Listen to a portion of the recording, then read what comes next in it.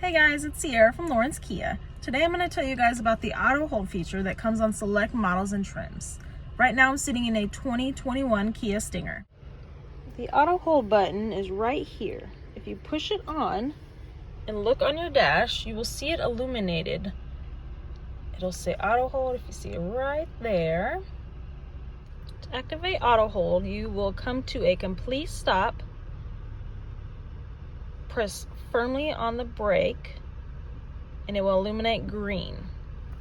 When it is green, that will allow you, if necessary, to take your foot completely off the brake. The car will not move in auto hold mode until you push back on the gas and you are ready to go. And it will continue as normal.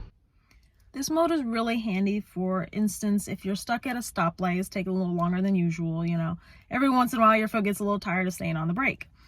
Or you're stuck in a Starbucks drive-thru or McDonald's or something like that, and it's a long wait. It will allow you to take your foot off the brake without moving the vehicle until you physically push on the gas and you are ready to move. If you have any questions, feel free to comment down below. And do me a favor and hit that like and subscribe button as well. Thank you for watching.